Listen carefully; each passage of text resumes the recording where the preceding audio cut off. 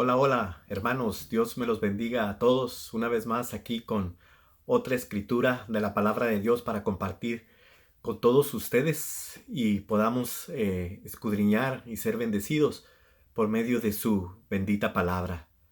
La escritura de hoy se encuentra en el Salmo 139, versículos 23 y 24. Y dice así, es un salmo de David. Examina, oh Dios, y conoce mi corazón, pruébame y conoce mis pensamientos, y ve si hay en mí camino de perversidad, y guíame en el camino eterno. Esta oración, porque es una oración del rey David, eh, a este gran, poderoso Dios, acerca de lo que él estaba viviendo, de lo que él estaba viviendo en ese preciso momento. Pero para poder entender esta oración, vamos a poder de una manera breve ver todo el salmo. Hoy pues no va a ser un devocional, va a ser prácticamente un sermón que les voy a compartir. Si tú tienes tiempo y quieres quedarte, voy a abreviarlo lo más que se pueda para no a alargarnos tanto y más bien para ser preciso y conciso. Y voy a leerte todo este salmo y explicártelo de una manera práctica y detallada para que puedas tú entender y conectarte con estos dos últimos versículos que acabamos de leer. Bueno, hermanos, como empezamos diciendo, es un salmo de David. Y David empieza en el versículo 1 de este salmo al 6, reconociendo al Dios omnisciente, al Dios que lo sabe todo, y lo vemos como resultado en la manera que él lo describe. Qué maravilloso es este conocimiento. Es más allá de mi propio entendimiento. Es mucho más alto. Está fuera de mi alcance. No lo puedo obtener. Pero bueno, también vemos en esta parte que esta introducción se va a dividir, estos versículos que vamos a leer se va a dividir en dos secciones. La primera, que es David exalta la grandeza de Dios y cómo impacta sus vidas. En la segunda parte vamos a ver, o en la segunda sección, vamos a ver la respuesta de David hacia Dios. Pero bueno, sigamos, hermanos. Del 1 al 6 dice, ¿verdad? El omnisciente Dios, el que todo lo sabe, me conoce. Me conoce. Y lo dice de esta manera, es empezando en el versículo 1. Oh Jehová, tú me has examinado y conocido. Tú has conocido mi sentarme y mi levantarme. Has entendido desde lejos mis pensamientos. Has escudriñado mi andar y mi reposo, y todos mis caminos te son conocidos. Pues aún no está la palabra en mi lengua, he aquí, oh Jehová, tú la sabes toda. Detrás y delante me rodeaste, y sobre mí pusiste tu mano. Tal conocimiento es demasiado maravilloso para mí, alto es, no lo puedo comprender. Entonces vemos en el versículo del 1 al 6, David hablándole al omnisciente Dios o diciéndole, me conoce, me conoce. Y como resultado es, qué maravilloso es más allá de lo que yo puedo entender, es demasiado alto, no lo puedo alcanzar, no lo puedo obtener. Bueno, eso es del versículo 1 al 6. Ahora, del versículo 7 al 12, prácticamente David le está diciendo, el omnipresente Dios está conmigo. Vamos a leer del 7 al 12. ¿A dónde miré de tu espíritu? ¿A dónde iré de tu presencia? Si subieres a los cielos, ahí estás tú. Y si en el Seol hiciere mi estrado, he aquí, ahí tú estás. Si tomare las alas del alba y habitar en el extremo del mar, aún ahí me guiará tu mano y me asirá tu diestra. Y si dijere, ciertamente las tinieblas me encubrirán, aún la noche resplandecerá alrededor de mí, aún las tinieblas no encubren de ti, y la noche resplandece como el día, lo mismo te son las tinieblas que la luz. David reconoce que el Dios omnipresente está con él siempre. Y no para nada más estar, vamos a decir, observándolo a ver qué mal hace o a ver qué cosa está haciendo. Más bien para darle dirección, como dice en lo que acabamos de leer, para sostenerle, como el versículo 10 lo menciona. Aún ahí me guiará tu mano y me asirá tu diestra. Me dará dirección y me sustentará. Ok, hermanos, pasemos pues a lo que es los versículos 13 y 16, donde podemos encontrar al eterno Dios, a lo que David plasma aquí en estos versículos. El eterno Dios me formó. Es lo que él está diciendo, y vamos a leer 13 al 16. Y dice así: porque tú formaste mis entrañas, tú me hiciste en el vientre de mi madre. Te alabaré porque formidables, maravillosas son tus obras. Estoy maravillado y mi alma lo sabe muy bien. No fue encubierto de mí tu cuerpo, bien que en oculto fui formado y entretejido en lo más profundo de la tierra. Mi embrión vieron tus ojos, y en tu libro estaban escritas todas aquellas cosas que fueron luego formadas, sin faltar una de ellas. Qué bonito, ¿verdad? Dice, el eterno Dios me formó. Es lo que David nos está diciendo. Oh, es tan sorprendente, es tan maravilloso, y eh, reconocer que Dios le ha formado y lo ha creado. Esto es un bonito recordatorio, hermanos, para aquellos que se pueden sentir como que no están bien ante la sociedad, que no tienen muchos talentos o que no son muy agraciados en su cuerpo, se consideran, disculpen la palabra, tontos, se consideran feos, se consideran en una situación baja. Pero aquí el salmista se dice a sí mismo y nos dice a nosotros que Él, Dios eterno, le ha formado, le ha hecho, le ha creado. Y si Dios me ha criado a mí, a ti y a toda esta criatura, nos ha hecho bien, hermosos, no mal. Así es de que como esta etiqueta de mi camisa trae, hay una etiqueta y una marca que indica quién la fabricó y quién la hizo.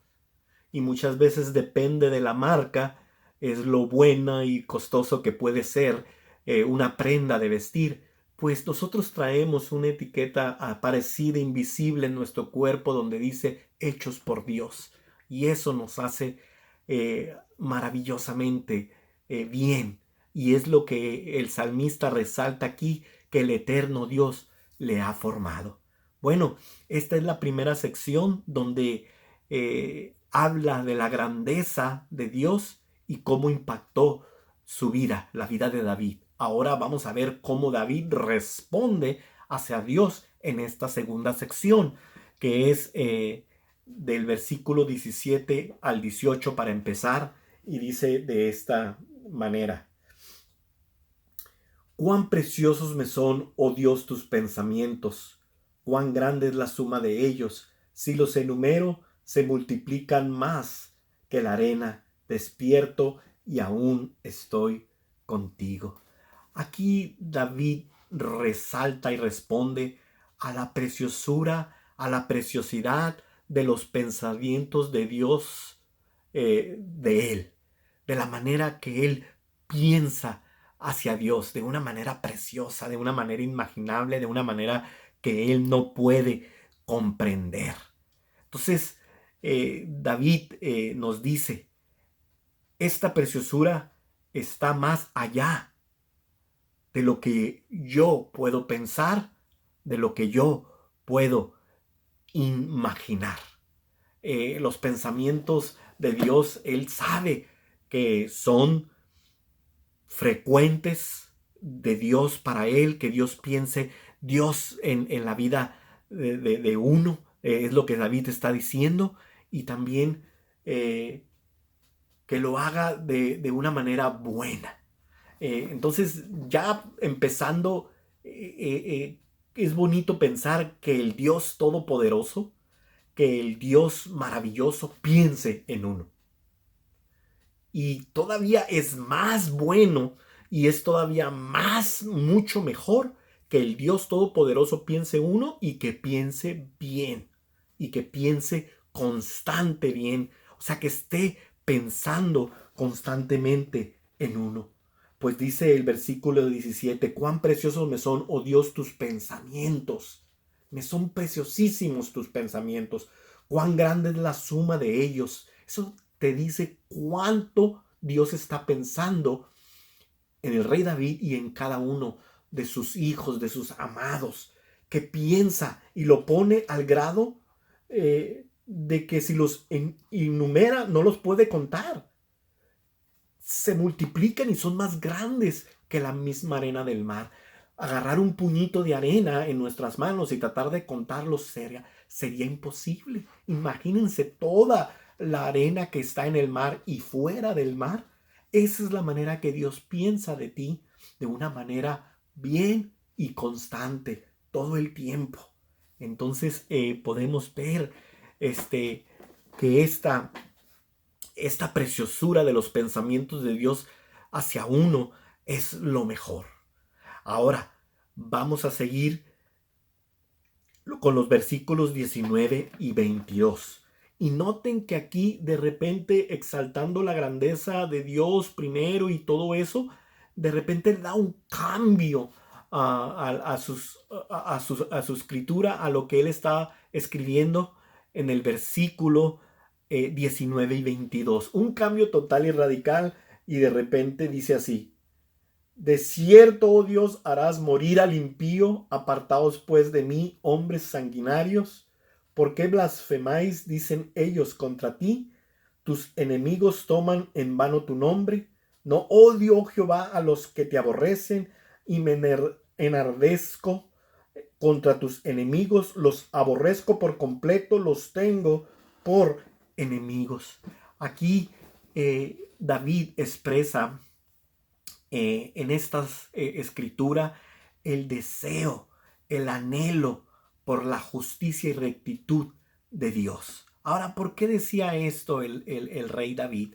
Porque en esos tiempos, volviendo a lo que te dije en el principio, David se encontraba en una situación dura. No nomás David, sino más bien todo el antiguo Israel. Israel se encontraba en una situación dura, donde la gente de arriba, el gobierno, los ricos, abusaba y oprimía a los de abajo, que eran los pobres, que era la gente más, pues diríamos, como dice vulgarmente, amolada estaba.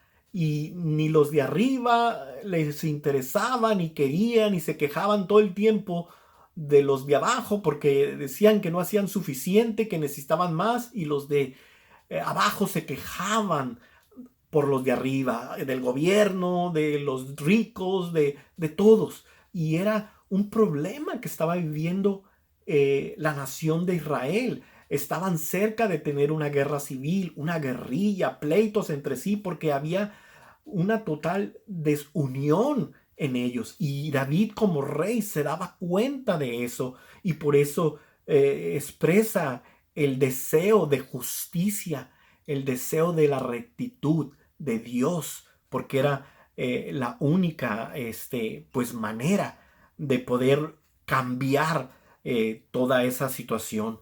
En esos tiempos había gente mala, perversa, derramadores de sangre, enemigos y blasfemos de Dios. La marea del pecado había subido demasiado alto, hermanos. Ahora, ¿eso cómo lo sé? Pues esto es algo que también lo encontramos en el libro de Isaías, donde ahí nos habla un poquito más detalladamente de la situación que vivía Israel.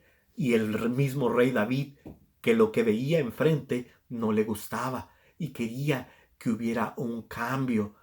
Pero vemos en los siguientes versículos que David hizo algo muy sabio, algo muy importante, algo muy benéfico para lograr esa situación adversa que estaba enfrente de él. Y fue el haberse humillado ante Dios y hacer una oración a ese gran, poderoso Dios, único Dios verdadero que David tiene y que todos tienen, que creen en Él y confían en Él. Y eso los vemos en el versículo 23 y 24. Una oración humilde al gran Dios. Los volvemos a leer, hermanos, otra vez. Dice así: examíname, oh Dios, y conoce mi corazón, pruébame y conoce mis pensamientos, y ve si hay en mí camino de perversidad, y guíame en el camino eterno. David entendía lo que era el proceso del cambio. Él sabía que para haber un cambio primero tenía que haber un cambio interior en él, y principalmente él, que era el rey de Israel, iba a empezar primero en él, o sea, interiormente, después exteriormente y por último alrededor. Había entendido bien ese proceso de ese cambio. Desgraciadamente hoy a la mayoría de los seres humanos cuesta trabajo llevar ese proceso. Por lo general, la mayoría de los seres humanos quiere al revés. Primero que haya un cambio alrededor, después exterior, para después decir uno, entonces yo voy a cambiar. Ya que cambie la situación, ya que cambie los de arriba, ya que cambien los que están alrededor de mí, ya que cambie esa gente, entonces yo puedo cambiar. Pero no es lo que él hizo, no es lo que él demostró en esta oración. Y el tema de hoy que quiero que te lleves a tu corazón es que el verdadero cambio empieza en nuestros corazones, en el corazón. El verdadero cambio ahí empieza, en nuestros corazones. Entonces podemos ver que esta oración que hizo David en el versículo 23 y 24 contiene 3 invitaciones que llevan también la secuencia apropiada. Vamos a examinarlas y verlas bien, empezando una vez más con el versículo 23. Le dice David a Dios en el versículo 23: examíname, oh Dios, y conoce mi corazón, pruébame y conoce mis pensamientos. Bueno, les dije que era 3 invitaciones. Vamos a ver la primera invitación en esta oración humilde. Y es para que Dios, David está diciendo, para que Dios examine mi corazón y poder conocerme a mí mismo. David entendía la situación del corazón. Jeremías 17:9 dice que el corazón es engañoso y perverso más que todas las cosas. Y hace una pregunta: ¿quién, al final del versículo 9, quién lo conoce? ¿Quién conoce el corazón? David entendía esta verdad, y es por eso que en esta oración donde él dice: examíname, oh Dios, y conoce mi corazón. Pruébame y conoce mis pensamientos. David entendía claramente lo fácil que él podía ser engañado, ya que el corazón es perverso, que es engañoso más que todas las cosas. Y él entendía lo fácil que él podía ser engañado por sí mismo, por su corazón, y creer que él no era el que necesitaba el cambio, que él era el que estaba bien y que los demás necesitaban cambiar. Mas sin embargo, David en esta invitación le dice, examina mi corazón para que yo pueda conocerme bien a mí mismo, porque yo puedo ser engañado así de una manera fácil. Y también reconociendo lo mucho eh, que necesitaba a Dios para conocerse a Él mismo, ya que Él fue el que lo formó, Él fue el que lo crió, ya que Él conoce todos sus pensamientos, ya que Él conoce su andar, su salir, Él lo conoce todo como lo vimos en los versículos anteriores. Por eso Él le dice, te necesito a ti, dependo de ti para conocerme a mí mismo. Básicamente David estaba reconociendo y diciéndole a Dios, Dios, tú me conoces mucho mejor de lo que yo me conozco a mí mismo. Y esa es una oración humilde,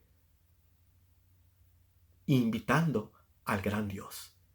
Qué bonita oración y qué bonita invitación. Ahora pasemos a la segunda parte o a la segunda invitación. Vimos que la primera fue para que Dios examinara el corazón de David y él poderse conocer. La segunda la vemos en el versículo 24 y dice de esta manera, y ve si hay en mí camino de perversidad.